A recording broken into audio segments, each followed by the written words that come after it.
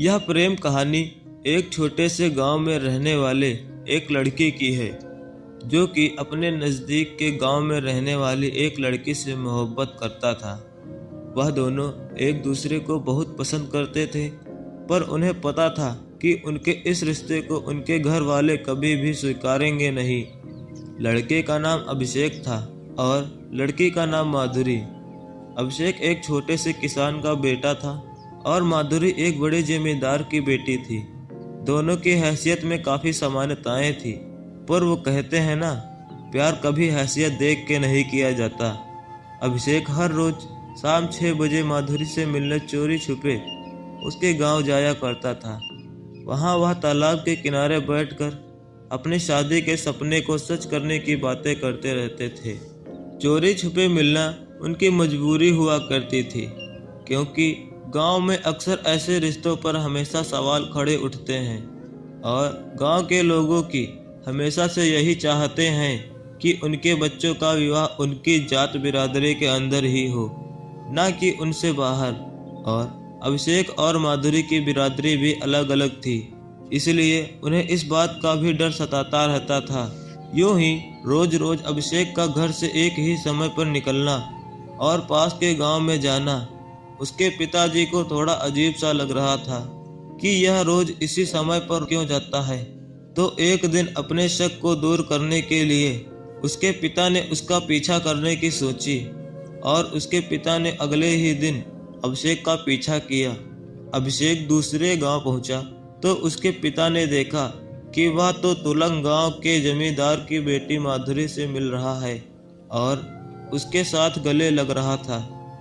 यह सब देख उसके पिताजी को काफ़ी शर्मिंदगी महसूस हुई और वह वहां से चले गए। जैसे ही थोड़े समय बाद जब अभिषेक घर पहुंचा तो उसके पिता ने उससे पूछा कि आज तुम तुलंग गांव में क्या कर रहे थे। तो अभिषेक ने बोला, कुछ नहीं पिताजी, मैं बस अपने दोस्त से मिलने गया था।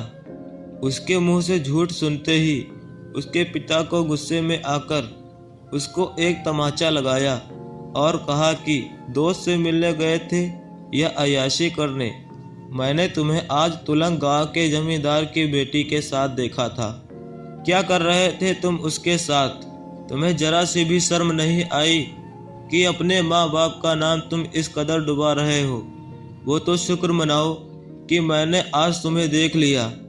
अगर गांव का कोई और व्यक्ति देख लेता तो बदनामी तो होती अलग और उस लड़की के भाई तुम्हारे हाथ पैर तोड़ देते वो अलग। अभिषेक अपनी की गई गलती पर शर्मिंदा होता है और अपने पिता से कहता है कि मुझे माफ़ कर दीजिए, मेरे से बहुत बड़ी गलती हो गई है। मुझे आपको यह बता देना चाहिए था कि माधुरी से बहुत प्यार करता हूँ और उसके बिना एक पल भी नहीं जी सकता। यह सुनते ही उसके पिता उससे कहते हैं कि बेटा देखो, ये बात तुम्हें भी पता है कि वो हमसे हैसियत में कितने बड़े हैं और वो तुम्हारे इस रिश्ते को कभी नहीं स्वीकारेंगे, इसलिए बेहतर यही होगा कि तुम उसे भूल जाओ। अपने पिता की यह बात सुनकर अभिषेक काफ़ी मायूस हो जाता है और पूरी तरह से टूट जाता है। काफ़ी दिन बीत जाते हैं, अभिषेक और माधुरी एक दूसरे से नहीं मिले होते हैं। माधुरी काफ़ी परेशान होती है कि कुछ दिनों से अभिषेक उससे मिलने क्यों नहीं आ रहा है। कुछ दिन और बीत जाने के बाद माधुरी को और टेंशन होने लगती है, इसलिए बात की जड़ तक पहुंचने के लिए वह अभिषेक के गांव की तरफ अभिषेक से मिलने के लिए निकल लेती है। जब वह रास्ते में चल रही होती है तो अचानक उसकी टक्कर एक लड़के से हो जाती है और वो लड़का कोई और नहीं अभिषेक ही होता है। वह उसको देखते ही उसके गले लग जाती है और रो रो कर उसका बुरा हाल हो जाता है और उससे कहती है कि तुम मुझसे इतने दिनों से मिलने क्यों नहीं आ रहे थे? पता है मैं कितना परेशान हो रही थी कि कहीं तुम्हें कुछ हो तो नहीं गया, पर शुक्र है कि तुम ठीक हो। इतने में अभिषेक माधुरी को चुप कराता है और उसको अपनी सारी बात बता देता है कि उसके पिता ने उसको तुमसे मिलते देख लिया था और हमें एक दूसरे को भूल जाने को कहा है। इतने में माधुरी अभिषेक से कहती है कि तुम्हारा प्यार क्या इतना ही सच्चा है कि एक मुसीबत आने पे तुम हमारे प्यार को भूल जाओगे? अगर मुसीबत आई है तो हम दोनों डट कर सामना करेंगे। मैं आज ही अपने पापा से तुम्हारे बारे में बात करूंगी कि हम एक दूसरे को कितना चाहते हैं। इतने में अभिषेक माधुरी से कहता है कि नहीं, तुम ऐसा कुछ नहीं करोगी। मैं नहीं चाहता कि तुम अपने परिवार के सामने शर्मिंदा हो और उनका दिल दुखे, इसलिए बेहतर यही होगा कि अब हम एक दूसरे को भूल जाएं। इतना कहकर अभिषेक वहां से चला जाता है, पर वो मन ही मन बहुत रो रहा होता है कि उसका इतने सालों का प्यार अब खत्म हो जाएगा। माधुरी काफी उदास होकर घर पहुंचती है, पर वह अभिषेक की बात को ना मानते हुए अपने पिता से अपने रिश्ते का खुलासा कर देती है। वह बताती है कि वो अभिषेक से कितना प्यार करती है। यह सुनकर माधुरी के पिता उस पर काफी गुस्सा होते हैं, इस बात पर नहीं कि उसने प्यार किया, बल्कि इस बात पर कि उसने एक किसान के बेटे से प्यार किया। उसके पिता कहते हैं, चाहे तुम जीते जी मर जाओ, पर मैं तुम्हारी शादी उससे कभी नहीं करवाऊंगा। तुम्हें हमारी हैसियत देखकर प्यार करना चाहिए था। हमारी भी इज्जत है।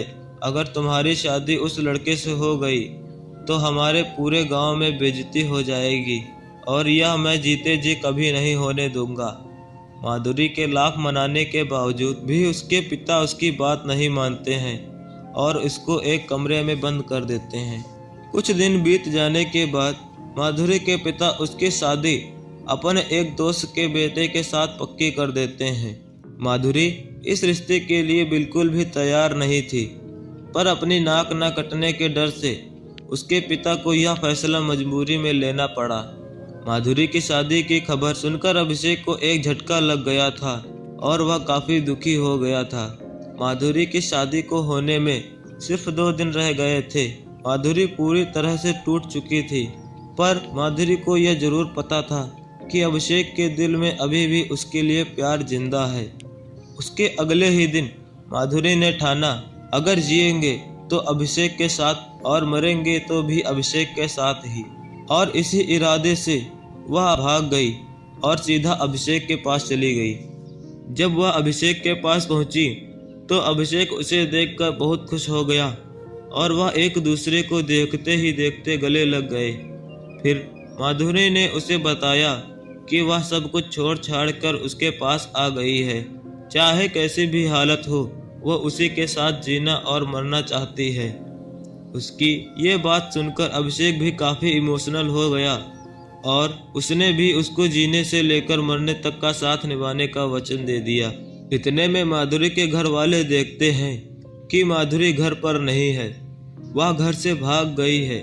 इतने में उसके पिता का शक सीधे अभिषेक पर जाता है कि वो उसी के घर भागी होगी।